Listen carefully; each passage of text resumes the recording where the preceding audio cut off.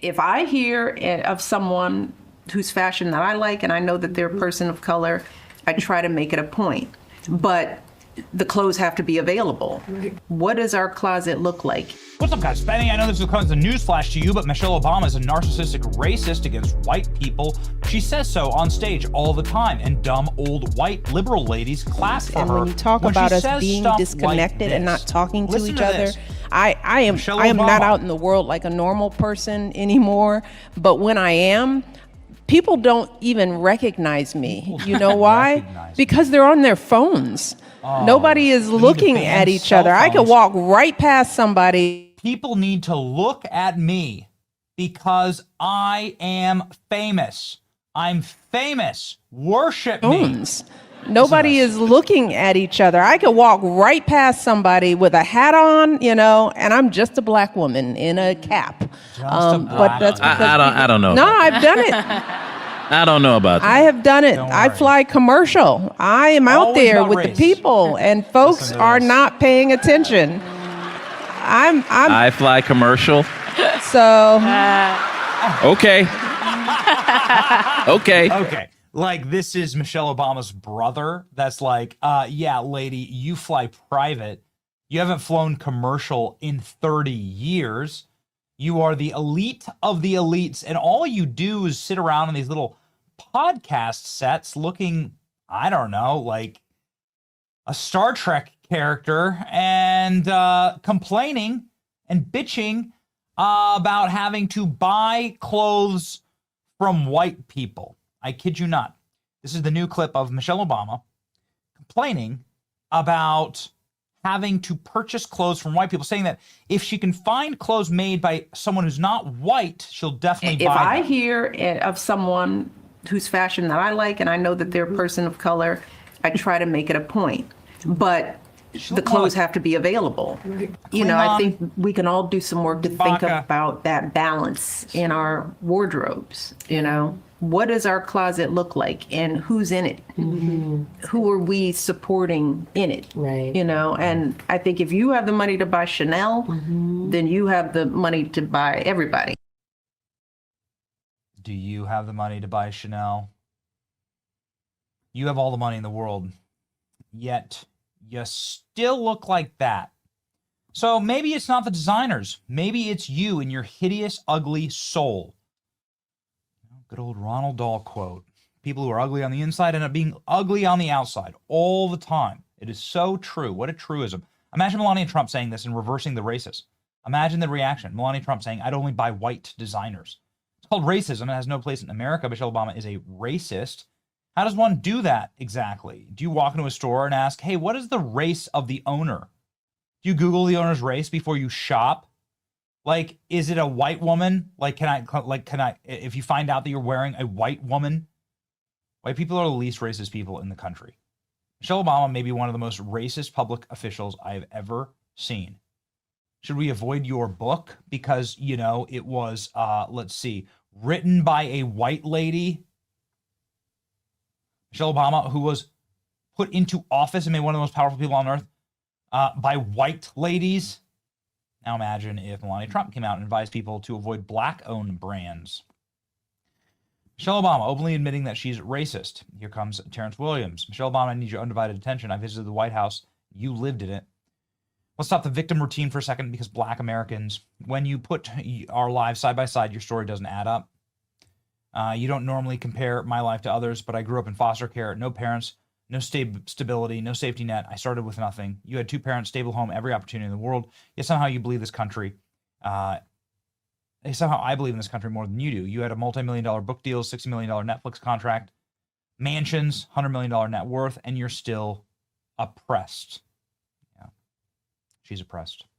Michelle Obama, insufferable, complaining about how she has to do her hair, how white women force her to do her hair a specific way. Is there anything that she's not racist about? Michelle Obama claims that when she was a kid, whites killed black kids for wearing the wrong clothing. Michelle Obama claims to be beautiful because she's black. She's not beautiful. It has nothing to do with your skin color. Michelle Obama struggles as first lady. angry that white people judged her hairstyle. Megyn Kelly's response to this. What she's saying is she's bitter because society's standards, in her view, don't allow Black women to just walk around with their natural hair. That is bullshit. Black women can walk around with whatever hair they want. Only in Michelle Obama's warped mind do white people not like them unless their hair looks like white hair. And here's the other thing. The nerve of this woman to pretend that Black women are the only women who have to spend a bunch of time getting their natural hair to, quote, conform to these alleged society standards. Because virtually every woman I know, every woman spends a ton of time on her hair and wants it to look better than God made it. It's not a Black thing. It's a human thing, and it's especially a woman thing. But she's always reducing everything to race. Always reducing everything to race. Michelle Obama complains that hairstyles are racist. That means we are spending thousands of hours and lots of money straightening out what is naturally curly hair, right? And that takes time out of your life. It costs money. Hair as women of color, that the way our hair now. Michelle Obama has straightened hair in this video. So what does this exactly mean? Look at how beautiful she's decided to be. Michelle Obama is such a bitter, wicked person. Michelle Obama has lived such a privileged life, entitled Michelle slammed for whining about the food and travel costs in the White House. And now she has a Call Her Daddy interview where she complains about her husband, because of course she is going to do that. That is precisely what she did in this podcast. I had my poor producers listen to it. This is the famous Call Her Daddy podcast that Kamala Harris went on. And then the podcast host just absolutely threw Kamala Harris into a wood chipper afterwards, saying that her entire campaign was effectively fraud because they spent $100,000 on building a fake set, a garbage set for the interview. Got it. Yeah. It was a random house. My studio in LA doesn't cost six figures. How does a cardboard wall cost that much? Yeah. Well, ladies and gentlemen, back in the studio in LA, of course, there's a Not a Lefty podcast with that Michelle Obama won't go on to complain about Barack Obama, the man who made the man. And so here we go, ladies and gentlemen. The more Michelle Obama talks, the sadder I feel for Barack Obama. I landed there. But it was always interesting, and people would be like, well, how do you know what to do in this role? And to me, it was clear that, oh my God, you don't know anything about what I did before I came here. Like, you don't, like, you know, and you don't want to. I was like, well, I went to Princeton and Harvard. I mean, I practiced law. I was an assistant to the mayor in Chicago. I ran a nonprofit, a 501c3. I built a board. Doing this. I was a vice president for community relations at the University of Chicago hospitals. I was a dean of students. I was like, oh, you guys, all of that just disappeared in the course of this whole election. And you now see me as just Barack Obama's wife. So that made me say, what, that quickly, my shoes become the most important thing about me, right? And again, not unique to me. It can happen to the best of us. So I shied away from fashion leading the conversation, but I knew I didn't completely control it. So let's lean in.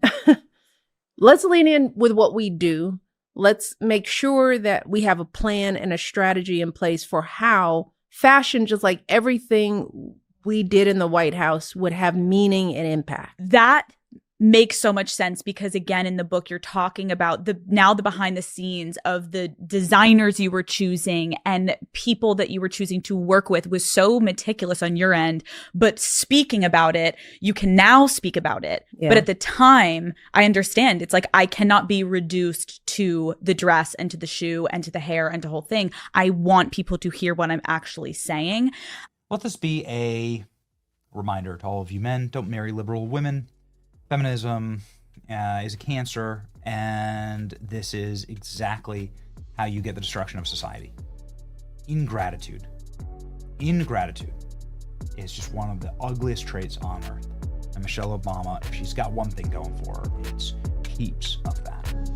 It's your boy Benny. Like, share, and subscribe. See ya.